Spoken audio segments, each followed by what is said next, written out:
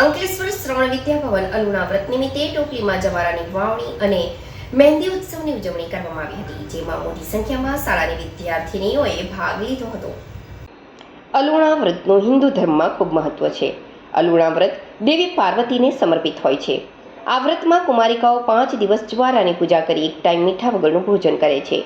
અલુણા વ્રત માટે 7 ધાન્યને ડાંગર, જવ, તુવેર, જાર, વાલ, તલ, માટી, છાણના ખાતરથી ટોપલીમાં વાવીને માતાજીની સ્થાપના કરવામાં આવે છે।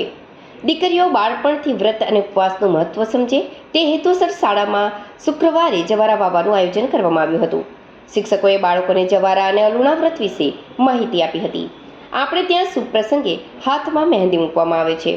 અલુણા વ્રત નિમિત્તે 2 વર્ષથી શાળામાં પૂર્વ પ્રાથમિક વિભાગની દરેક વિદ્યાર્થીનીને મહેંદી મૂકી આપવામાં આવે છે। મહેંદી ઉત્સવથી શાળાના પટાંગણમાં બાળકોના હરખ જોઈને લગ્ન પ્રસંગ જેવો માહોલ સર્જાયો હતો। પ્રમુખ શ્રી કિશોરભાઈ સુરતી અને આચાર્ય દીપિકા મેડમે સૌને અલુણા વ્રતની શુભેચ્છા પાઠવી હતી।